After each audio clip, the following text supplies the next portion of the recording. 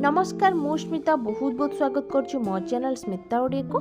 एबे चली winter season market रे बहुत ही सहजर ग्रीन मटर अवेलेबल अछि। तो चलंतु बनैबा मटर पनीर से पुणी पूरा रेस्टोरेंट स्टाइल घरे बनि जिवो। जेतिक सुंदर देखा जाउछि ताठू बहुत ही सुंदर लागिवो, टेस्टी आउ यम्मी अछि। पूरा रेस्टोरेंट स्टाइल बनैबा आमे घरे जस्ट 10 रु 15 मिनिट टाइम भितरे। चलंतु डेरी न करी फटाफट स्टार्ट करबे। रेसिपी रो सब इंग्रेडिएंट जानिया पे बिना स्किप करके पूरा रेसिपी को एंजॉय करंतु। एठी म गोटे पैन गरम होआ पे बसे नेछि। पैन ने भी आमे ऐड करबा रिफाइन ऑयल। आपण चाहिले रिफाइन ऑयल जगह अल्प किछि बटर भी नै परिबे, किंतु म एठी रिफाइन ऑयल यूज करछि। रिफाइन ऑयल ऐड करबा संगे संगे देखंतु तेल गरम भी ही असलानी। एबे काटी के रखितबा गोटे पियाज एठी ऐड कर देबा। म एठी गोटे बड़ साइज रो पियाज नेछि, जाका चोपा छडै के काटी नेछि। एठी रसुण 10 रु 12 पाखुडा आ ता सहित अल्प किछि अदा। एबे सब गुडा को भलो भाबरे भाजी नेबा, जेमति के लाइट ब्राउन कलर हबनी किंतु गोल्डन कलर हे आसीबो, नहले पियाज टिके हल्का भाजी हे आसीबा पर्यंत को भाजी नबा। जाफर के परे यार रस स्मेलटा पळेबा। हम जेतेबेले को ब्लेंड करिया को जिबा सेतेबेले बहुत सहज हबो। तो एठी हमें अल्प किछि काडम अळैचो ऐड कर देछि, जस्ट दुईटा भलिया, जोटा कि बहुत ही बढ़िया टेस्ट आ सेंट दबो। एठी अल्प किछि काजू ऐड करबा। काजू को म हल्का हल्का की भाजी नउछि सब मसला सहित। पियाज लाइट पिंक हैला परे म एठी काजू ऐड करछि। काजू पियाज अदा आ रसुण सबुरो बहुत बढ़िया टेस्ट असलानी और स्मेल मध्ये असलानी। चलंतु एको बे बाहर करनबा, साइड को बाहर करके ठंडा हवा पे रखिनबा। और ठंडा हैला परे ही एको ब्लेंडिंग जार रे ऐड करके गोटे पेस्ट बनेबा। बिल्कुल पानी ऐड करबानी, खाली ही एम्ति पेस्ट बनै देबा।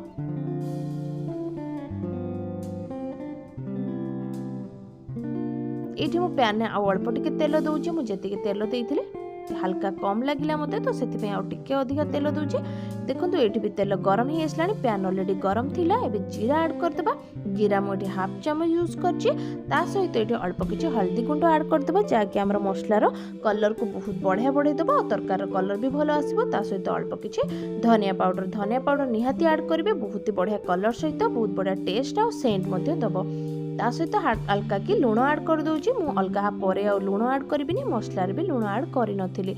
आ हल्का गरम मसला आपण चाहिले होममेड भी यूज करि परिबे, नहले किणा वाला भी यूज करि परिबे। एबे हमें बाटी के रखितबा मसला पेस्ट को एठी ऐड कर देबा। जेतेबेले हमें ब्लेंड करथिली सेतेबेले बिल्कुल भी मु पानी देइनी। जहा पियाज काजू आ अदा रसुण रो पानी थिला सेइथिरे ही मसला को मु ब्लेंड कर नेछि। एबे हल्का हल्का की भाजीबा, जेमति कि यार कंचा स्मेल पळेबो और बहुत बढ़िया टेस्ट सेंट सब फेरी आसीबो। ये रेसिपी देखला पर जदि भल लागे लाइक टे शेयर टे कमेंट निश्चय करिवे। आउ जदि मो चैनल ले नुआ अछंती सब्सक्राइब करि नथि, पाखरे थिबा बेल आइकन को दबाइबा सहित सब्सक्राइब करि नेबे। एठी लास्ट रे मो अल्प किछि चिली पाउडर ऐड करछि, जाफर के टेस्ट आ कलर बहुत बढ़िया आसीबो। टिके हल्का राग मध्ये रहइबो। आपण जदि लंका गुंड खाया पे चाहुनाथि तो स्किप मध्ये करि परिबे। एबे देखंतु बिना पानी रे मसला हमर पूरा भाजी हेछि। एबे हम एठी अल्प किछि टमाटो प्यूरी ऐड करबा। टमाटो मो एठी गोटाए नेइथिली, बड़ साइज रो टमाटो नेइछि गोटाए, जोटा कि मो प्यूरी बने नेइथिली। सेथरे भी बिल्कुल पानी दिया हिनी। एठी एक टमाटो प्यूरी और मसला दुईटा जक को भलो भाबरे भाजीबा, जेमति टोटली पानी सुखी जिवो और मसला पूरा ड्राई हे जिवो बिना पानी रे ही। चलंतु एठी को टिक्के टाइम पे कवर करनबा, जेमति कि 2 रु 3 सेकंड पर्यंत हल्का हल्का की पानी सब सुखी जिवो। देखंतु पूरा ड्राई हे गेलानी मसला। एबे मु एठी पानी ऐड करछि। पानी एठी हाफ कप रो टिक्के अधिका पानी मु ऐड करछि। पानी सहित मसला को हल्का की गोळै नबा। मु टिक्के अधिका लूण देइतली, सेति पे मु एठी लूण ऐड करूनी। आपण जदि लूण देबा पई चाहउछन्ती अल्प लूण देइछन तो एठी लूण मध्य देइ परिबे।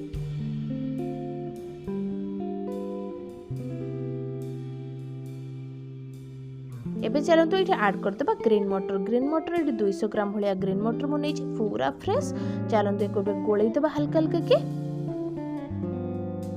एबे एठी आउ टिक्के लूण दो जगह रे चीनी दे दोछि। कोन पे ना चीनी देले मटर रो कलर टा चेंज होबनी, सेमति ग्रीन टाइप रो कलर टा हेकी रहि जबो। बेले बेले कोन होय कि ग्रीन मटर सिजिला परे तार कलर रे टिके डिफरेंस आस जाय। एबे हल्का घोड़ै दबा।